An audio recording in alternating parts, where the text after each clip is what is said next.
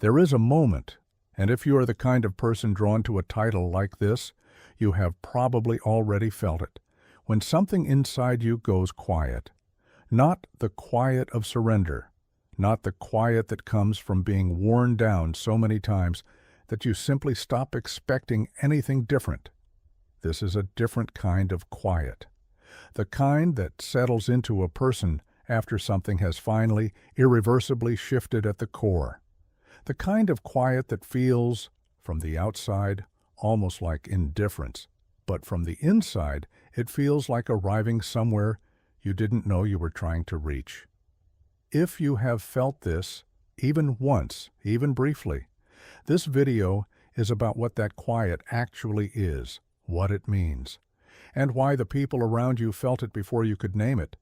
Jung called it individuation, the long, slow, often painful process of becoming who you actually are beneath every role you were given, every wound you absorbed, every mask you learned to wear just to keep the peace. But for the empath specifically, for the person who came into the world already hyper-tuned to the emotional frequencies of everyone around them, individuation doesn't just mean becoming more yourself. It means something far more unsettling. It means becoming dangerous. Not dangerous in the way the word is usually used. Not loud, not cold, not aggressive.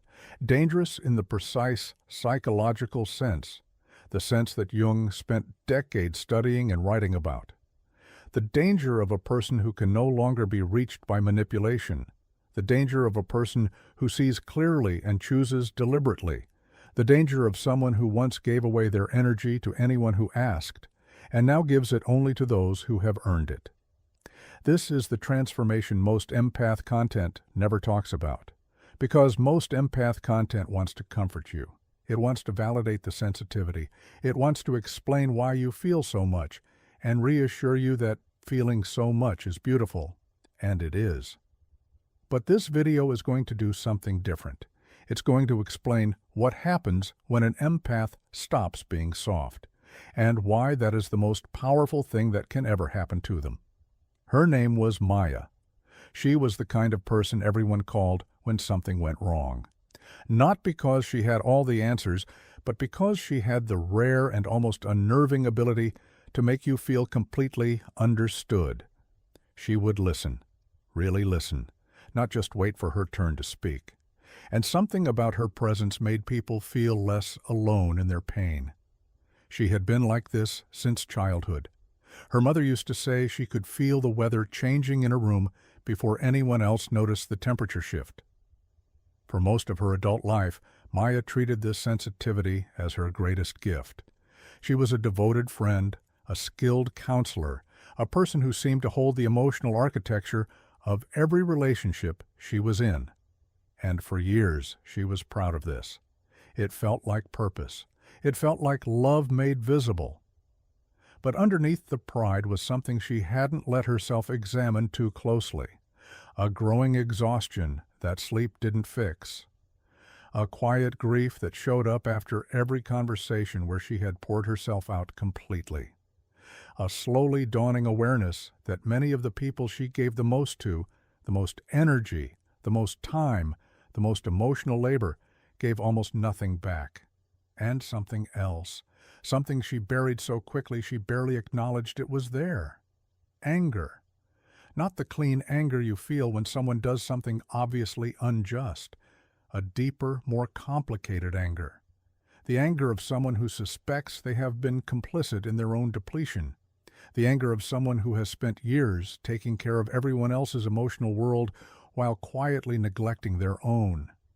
The anger of someone who is beginning to realize that what they called love might have also been fear, fear of conflict, fear of being too much, fear of the emptiness that might exist if they ever stopped giving. Maya didn't let herself feel this anger, not fully, because the identity she had built, the compassionate one, the one who holds space, the one who never pushes anyone away, had no room for it. So she did what most empaths do. She buried it deeper. She doubled down on the giving. She told herself she just needed to rest, to find balance, to be more intentional with her energy. And then one day, someone she had given everything to betrayed her in a way she could not explain away, and something in her went quiet. Jung observed that the human psyche has a shadow, not a metaphor, not a poetic device, a real, active psychological structure, a part of the personality that carries everything the ego has decided it cannot be, everything that doesn't fit the identity you have constructed, every impulse that felt too shameful to acknowledge, every quality you were taught was dangerous or unlovable. It doesn't disappear. It goes underground. It becomes what Jung called the shadow, and it keeps operating from there, shaping your behavior in ways you cannot see because you have refused to look. For most people, the shadow contains their darkness, the envies they don't admit, the cruelties they're capable of under pressure, the parts of themselves that are selfish, that are ruthless, that want things they believe they shouldn't want. But for the empath, the shadow is more specific and in some ways far more interesting, because for the empath, what is buried in the shadow is not primarily their darkness, it's their power. Jung wrote that what the ego rejects, the shadow holds.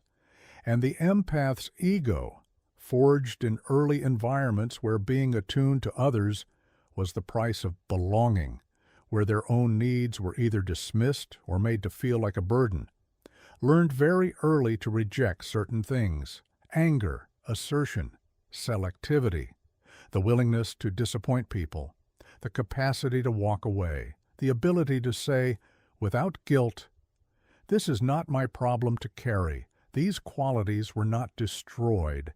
They were pushed into the shadow. And because they were never integrated, never consciously acknowledged, never brought into relationship with the rest of the personality, they began to express themselves in distorted ways.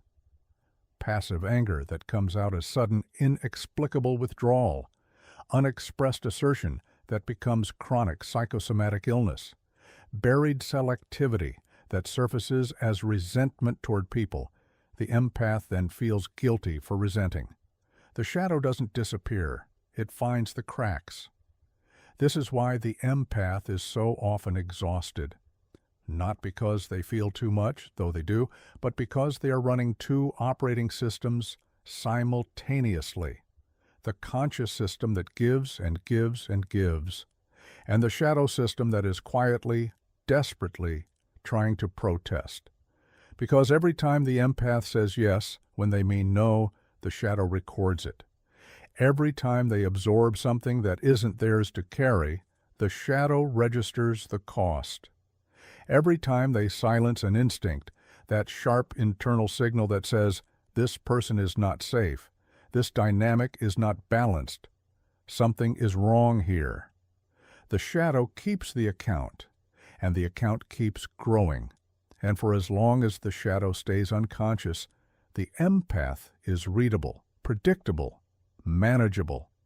Because the people who feed on sensitivity, who are drawn to it the way certain organisms are drawn to warmth and light, don't just find empaths by accident. They find them precisely because an empath's shadow is invisible to the empath themselves. Because an empath who cannot access their anger cannot set a limit that holds. Because an empath who has buried their power will always eventually give more than they intended to. But here's what Jung discovered about shadows. They don't stay buried forever. The Stoics had a concept they called the inner citadel. Marcus Aurelius wrote about it in his Meditations. The idea that inside every human being there is a center that cannot be reached by external force, a place of self-possession so complete that no circumstance, no person, no loss can penetrate it unless you allow it to. The Stoics didn't believe this citadel was built by nature. They believed it was built by practice, by the deliberate, repeated act of choosing your response over your reaction, by learning to distinguish between what is yours and what belongs to the world outside you. For the empath, the inner citadel is not a natural dwelling. It has to be constructed. Because the empath came into the world with the walls already down, permeable, open, responsive to everything. This was not a flaw. It was, as Jung would say, the gift that hadn't yet found its form. Because raw permeability without a center is not sensitivity. It is exposure, and a person who is permanently exposed will eventually be consumed by what they absorb. The inner citadel for the empath is not about feeling less. It is about feeling from a place that cannot be erased. Nietzsche understood this, though he approached it from a different angle. He wrote about what he called the revaluation of values, the process by which a person stops living according to values they inherited and starts living according to values they have genuinely chosen. He observed that most people never do this. They accept the values they were handed, by family, by culture, by the wounds that taught them who they had to be, and then spend their entire lives defending a self they never consciously assembled. For the empath, the inherited value is this: your worth lies in your usefulness to others. Your goodness is measured by how much you give. Your belonging depends on your availability. Nietzsche would call this slave morality, not as an insult, but as a diagnosis.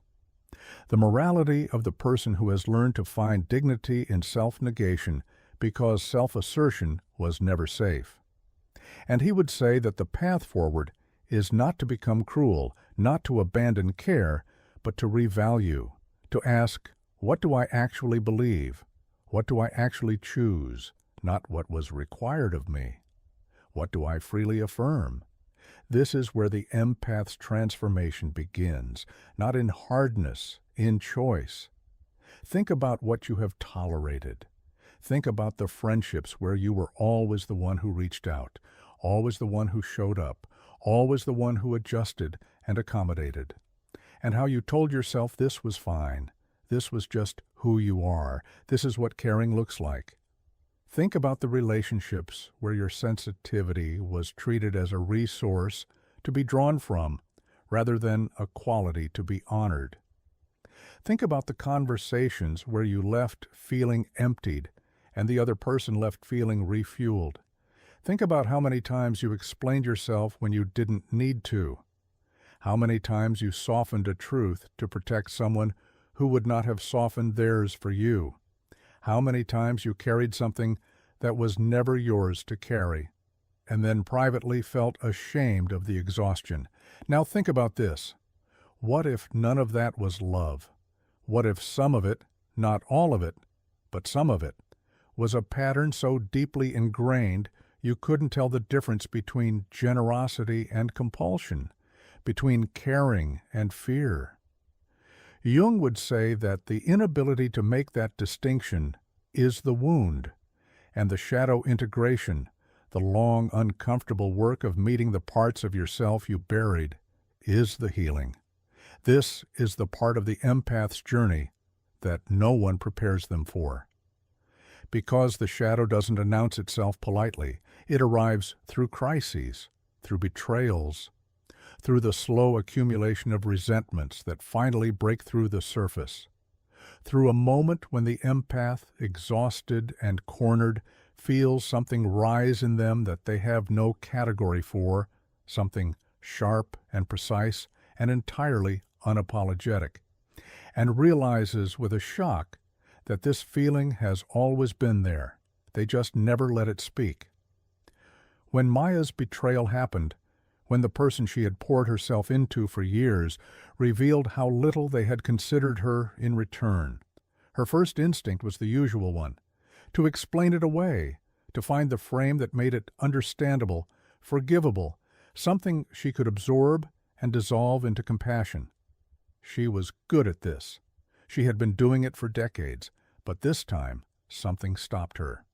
For the first time in her adult life, she let the anger come without immediately trying to metabolize it into forgiveness. She sat with it. She let it speak. And what it said, what it had been trying to say for years, was not, "I hate this person." It was, You have not been honest about what you need. You have not protected what matters. You have been so focused on seeing others clearly that you stopped seeing yourself. This was not comfortable. It was not clean. It felt at first like falling.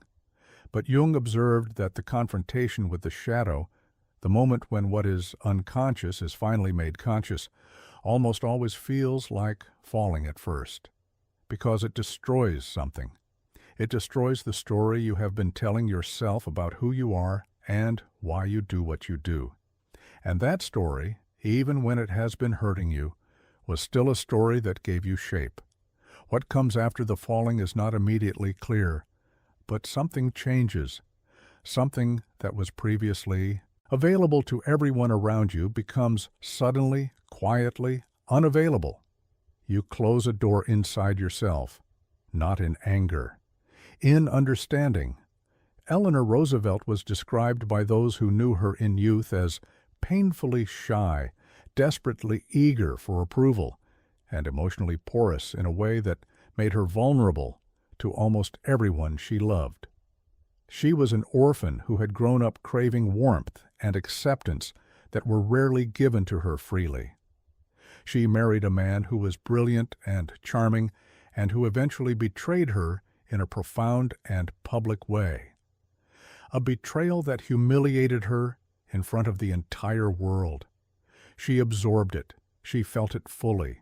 She did not perform composure or skip the suffering. And then she did something that surprised everyone who thought they knew her. She became someone no one could reach, not cold, not withdrawn. Eleanor Roosevelt was famous, in her later years, for her extraordinary warmth and her genuine interest in the struggles of ordinary people. But there was something different about her after the betrayal, a quality in her presence that had not been there before, a centeredness, a sense that she was no longer available to be diminished by anyone's opinion of her, that she had found, somewhere in the fire of what she had been through, a self so solidly her own that it simply could not be shaken from the outside. She once wrote, "No one can make you feel inferior without your consent." This is not a motivational slogan. It is a precise psychological statement.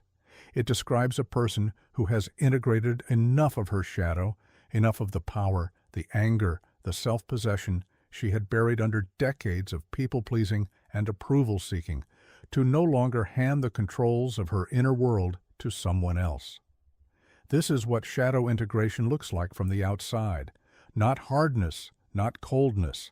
Something subtler and far more potent.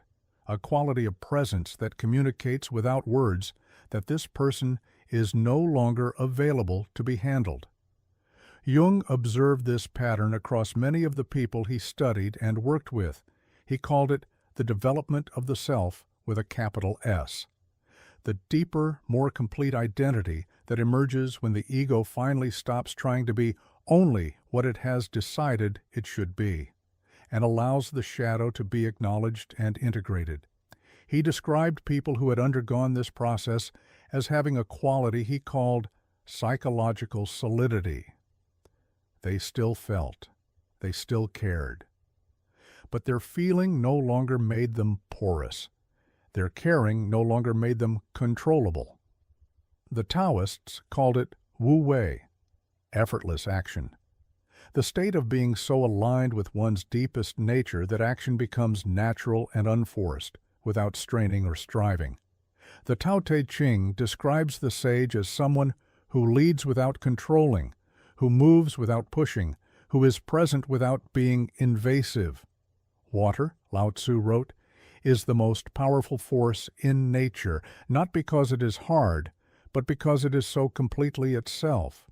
It does not resist its own nature. It flows where it needs to flow, and over time, it carves through stone. The empath who has integrated their shadow begins to understand this in a way they never could before, because before integration, their empathy was effortful. It was something they worked at, something they maintained, often at tremendous cost, through sheer force of willingness. They gave and gave and gave. And the giving was real, but it was also exhausting because it was happening in opposition to a shadow that was screaming underneath to be heard. After integration, something shifts.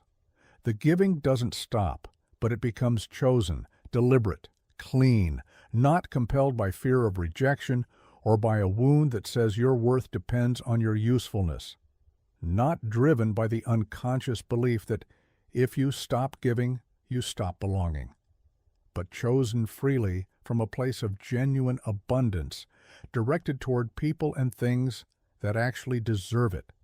And this is the moment when the empath becomes, in the truest sense, dangerous, because they stop being predictable.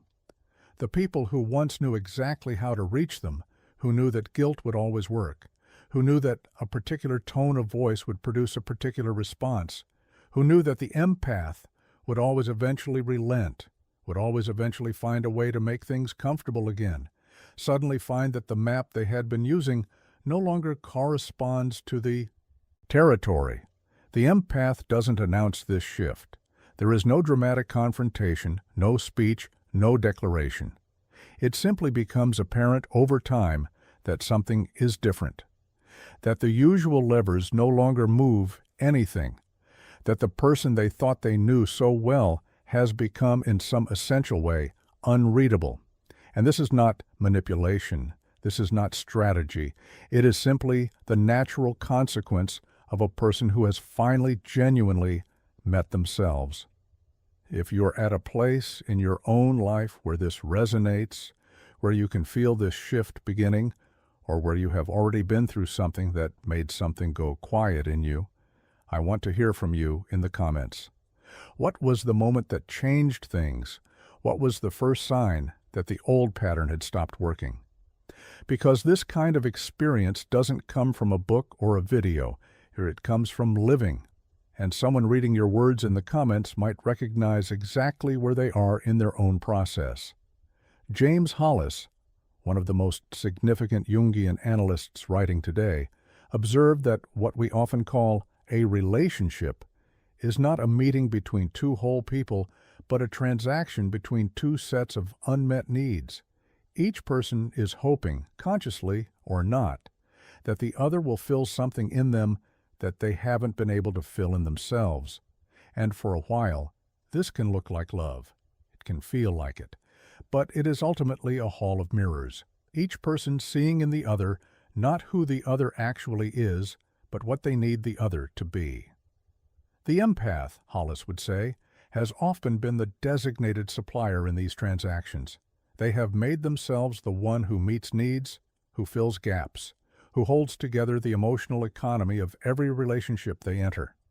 And because they are genuinely sensitive, because they do feel what others feel genuinely and deeply, they have often confused this role with love.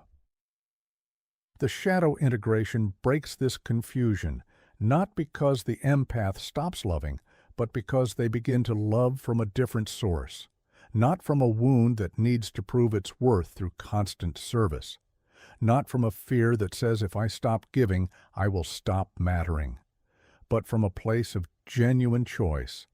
And genuine choice, real choice, freely made, always involves the possibility of refusal. An empath who cannot refuse is not loving freely. They are loving compulsively. And there is a difference, a profound one, that the integrated empath begins slowly to understand in their body, not as an intellectual concept, as a felt shift, a new texture in their own experience of caring, a quality of giving that feels clean rather than depleting, because it comes from fullness rather than from the desperate attempt to earn something through emptying themselves out. This is the thing the people around them cannot always name, but can always feel. Something in the empath's presence has changed. The warmth is still there, but the availability is different. And the difference between warmth and availability, between genuine care and reflexive giving, is something every person on the receiving end feels in their body, even when they cannot articulate it. Let's be specific about what changes. After shadow integration, the empath still feels. This is important, because the stereotype, the cultural narrative about what happens when a sensitive person finally gets tough, is almost always wrong. It imagines integration as a hardening, as a closing off, as a kind of emotional surgery that removes the parts that were too soft. What actually happens is nearly the opposite. The empath begins to feel more precisely, because before their feeling was indiscriminate. They absorbed everything, from everyone without filter, and the resulting signal was noise as much as information. After integration, the feeling becomes deliberate. They still sense what people are carrying. They still notice the thing underneath the thing. But they are no longer compelled by what they sense. They can feel someone's pain without absorbing it. They can recognize someone's manipulation without reacting to it. They can see clearly into a situation that would have once swept them away and remain at the center of that seeing, solidly themselves. Think about what that looks like in practice. In the workplace, the integrated empath no longer takes the emotional temperature of every room they walk into, and then quietly rearranges themselves to accommodate it. They notice the temperature, they register it with full accuracy, and then they decide, consciously, deliberately, how much of it belongs to them. A colleague's anxiety is no longer their anxiety to dissolve. A manager's stress does not automatically become their emergency. They care. But caring is no longer the same as absorbing. The line between the two is something they can now feel and choose. In friendships, the change is even more striking. The integrated empath stops being the friend who is always available, always attentive, always the one doing the reaching. Not because they have become cold or indifferent, but because their availability is now chosen rather than compelled. They reach out when they genuinely want to, not when they feel the low-grade anxiety of neglecting someone. They listen deeply when they decide to, not constantly and involuntarily. And the friendships that were built on the old version of them, on the assumption that they would always give more than they received, begin to reveal themselves for what they were. In romantic relationships, the transformation is perhaps the most visible and the most disorienting. Because the integrated empath brings something into a relationship that they never brought before, the full weight of their own needs, not demands, not ultimatums, but a genuine willingness to say what they want, to hold the space for their own experience alongside the other person's, to refuse the role of emotional caretaker that they have occupied for so long that it felt like love. And this refusal of the caretaker role, this insistence on being known as well as knowing, is what confuses people who thought they had them figured out. Because a person who once seemed to live for the relationship, who was so present and so giving and so attuned, now seems to require something. Now seems to be a full presence in the room, rather than a generous absence dressed up as presence. This is what makes them, in the most useful sense, dangerous to anyone who relied on their incompleteness. Jung believed that the shadow, once integrated, does not make a person darker, it makes them deeper. This is the paradox that sits at the heart of this transformation. The qualities that the empath buried in their shadow, the anger, the assertion, the selectivity, the willingness to disappoint, do not, when they are finally brought into consciousness, make the person cruel or cold. They make them complete. Because the anger, when it is integrated rather than repressed, does not become aggression. It becomes discernment. It becomes the ability to recognize what is wrong and say so clearly, without cruelty, without drama, but without apology. The assertion, when it rises from a conscious place, does not become dominance. It becomes the capacity to occupy space without either shrinking or expanding beyond what is yours. The selectivity brought into the light does not become exclusion. It becomes care. The real kind. The kind that is given not to everyone who reaches for it, but to the ones who have shown they can receive it responsibly.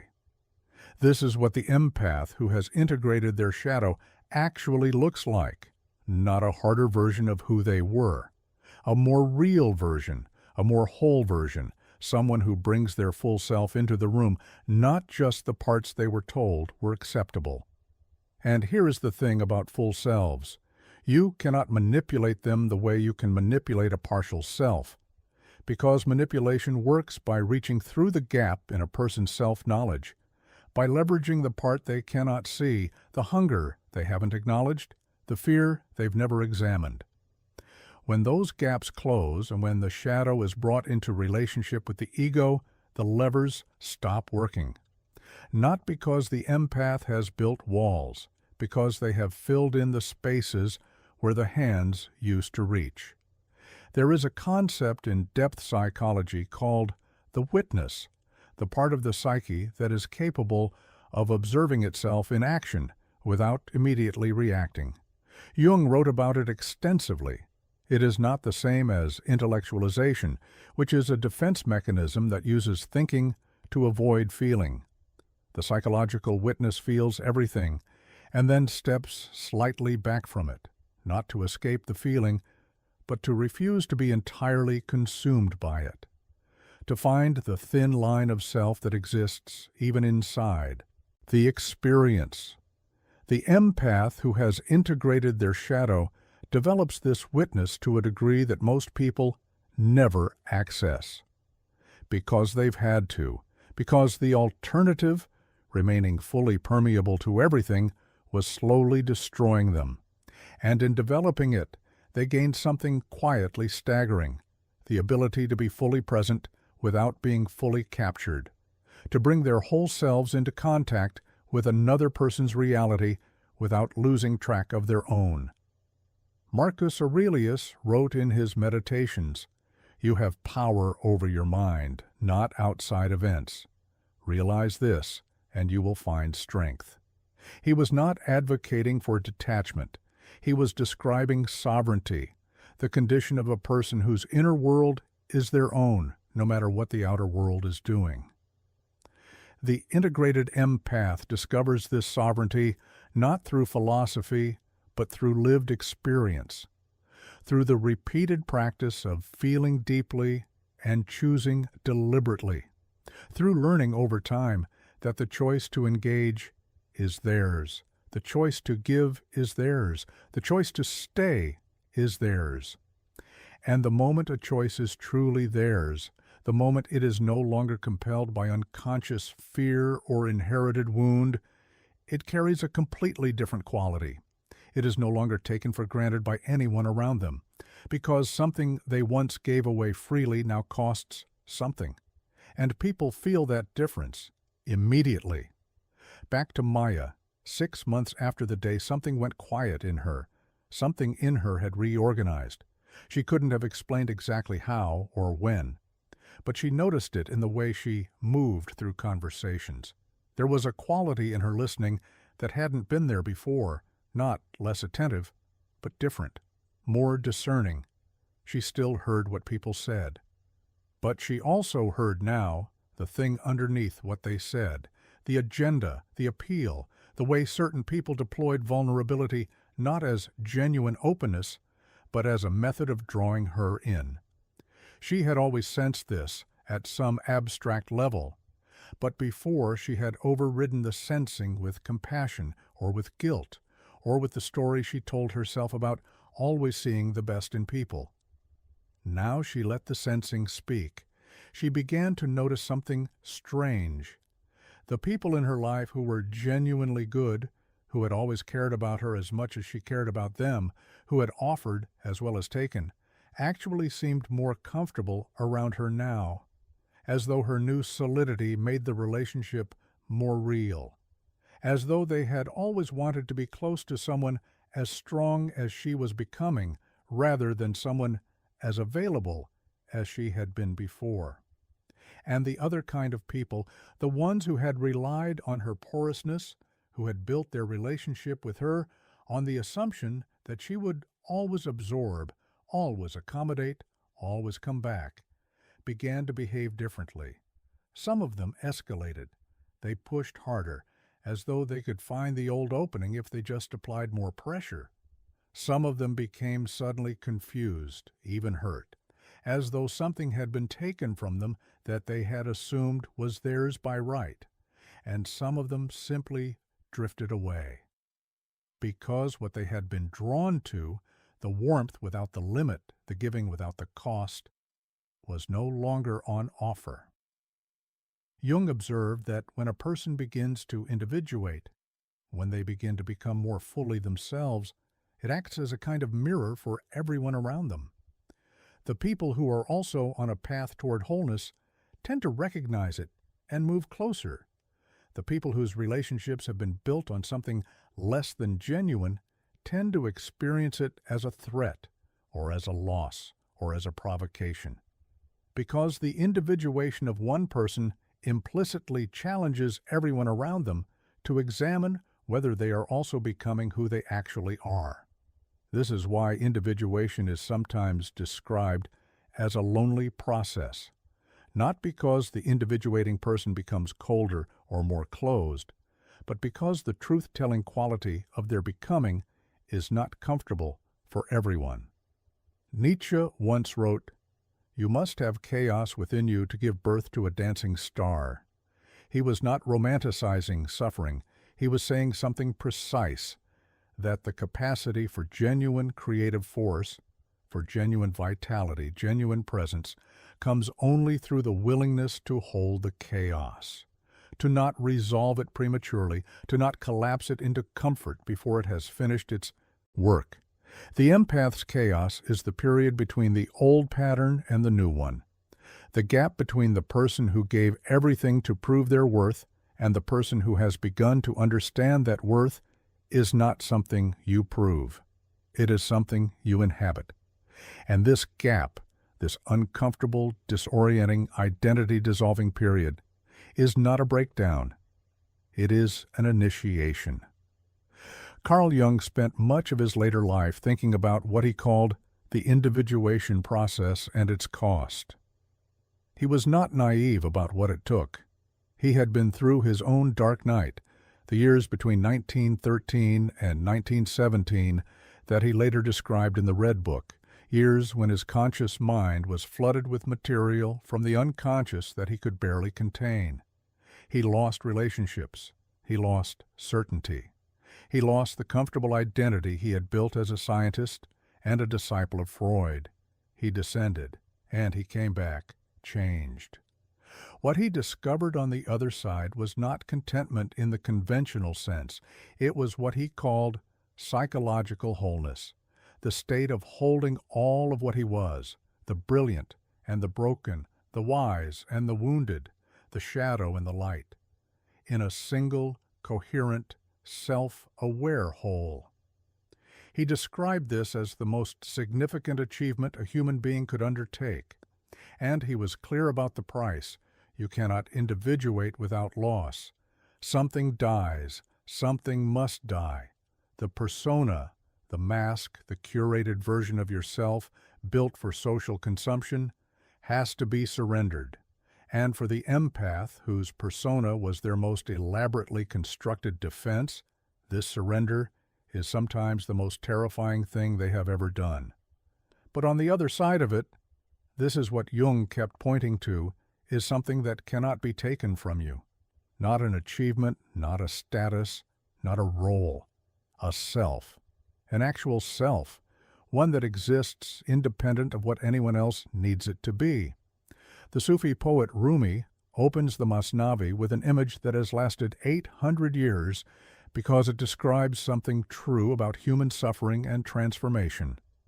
The reed flute, he wrote, cries because it was cut from the reed bed. It longs for its origin. And this longing, this ache of separation, is not simply a wound to be healed. It is the very thing that makes music possible. The hollow in the reed, the place of absence, is the place through which breath becomes song. For the empath, the wound of hyperpermeability, the ache of having felt everything, absorbed everything, given everything, is not simply damage to be repaired. It is the hollow through which something rare and irreplaceable passes into the world. The empath's extraordinary capacity to feel, to sense, to understand what others cannot even name, this is the reed. And what integration does is not silence the reed or fill the hollow. It teaches the player to control the breath, to choose when to play and when to rest, to know the difference between music and noise. Because an empath who has not integrated their shadow is a reed that plays for anyone who picks it up. An empath who has integrated their shadow is an instrument that plays only in the right hands, at the right time, for the right reasons. This is the transformation most people around them never see coming. Think about what it would mean to be that person, to walk into a room and feel it, the way you always have, because this part of you doesn't change, but to feel it from a place that stays still, to sense someone's pain without immediately positioning yourself to relieve it, to hear an appeal to your compassion and take a moment, a genuine, unhurried moment to ask whether the compassion is warranted, whether it is yours to give, whether this is a genuine need or a learned pattern designed specifically to reach you. To let a moment of discomfort exist in a conversation without moving to dissolve it. To allow someone to be disappointed in you without immediately finding a way to rewrite the situation so they no longer are. This is what the integrated empath is capable of. And it is extraordinary because they do it while still caring. They do it while still feeling. The feeling doesn't protect them anymore. The chosen response does. And because of this, their caring becomes something rare, something that cannot be manufactured or extracted, something that people in their lives begin to understand as genuinely given, not reflexively dispensed, because you cannot take what is freely offered in the same way you can take what is compulsively given. When you know that someone's care is chosen, that it could have been withheld, that it reflects a genuine decision, it lands differently. It weighs something. It means something. This is the paradox at the very center of the empath's transformation. By becoming more selective, their caring becomes more powerful. By becoming less available, their presence becomes more meaningful. By becoming, in the eyes of those who once fed on them, dangerous, they become, for the ones who deserve them, a gift beyond measure. Jung concluded after decades of studying the human psyche and its capacity for transformation that the confrontation with the shadow is not optional for anyone who wishes to live a genuinely full life. It is the price of wholeness, and it is paid not once but continuously, in every relationship where you choose honesty over comfort, in every moment where you hold your ground instead of dissolving to keep the peace, in every decision to feel what you feel, and then choose deliberately what to do with it. Because the shadow is not something you defeat. It is something you integrate. You do not become someone without a dark side. You become someone who knows their dark side, who has walked down into it, listened to what it was trying to say, and brought what was valuable back into the light. The anger becomes discernment. The power becomes precision. The long-buried capacity to refuse becomes the thing that makes every yes you give mean something real. For you watching this, the question is not whether this transformation is available. If you are the kind of person this video is about, someone who has felt too much, given too much, absorbed too much, and is beginning to sense that something in that pattern has to change, it is not only available, it is already in motion. The very fact that you felt something in the opening of this video, the very fact that Maya's story landed somewhere specific inside you, the very fact that you recognize the anger that has been trying to speak, that recognition is the beginning. You don't have to have it figured out. You just have to stop looking away. Because the empath who becomes whole does not just heal themselves. They change every room they walk into, every relationship they commit to, every person who is lucky enough to encounter them at full capacity, not emptied and overextended and running on the fumes of borrowed selflessness, but present and discerning and genuinely, unapologetically alive. Maya, 1 year after the day something went quiet in her, sat across from a person who once would have broken her completely.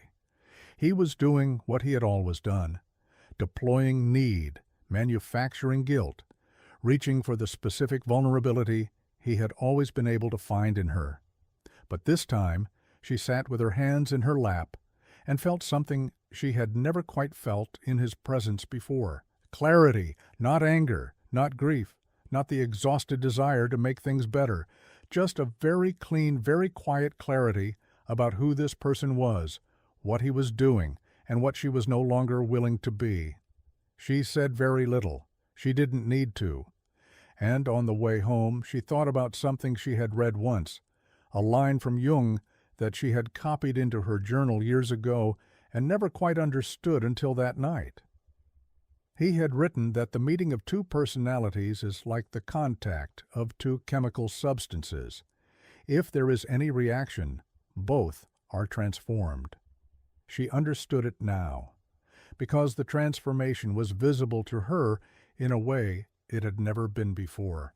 She had been changed by the people she had loved, the ones she had given too much to, the wound she had finally let herself feel in full. And now, in her presence, something changed in them too, not always for better. Some of them could not rise to meet who she was becoming, but that, she understood at last, was not her failure. It was information, and for the first time in her adult life, she trusted herself to use it.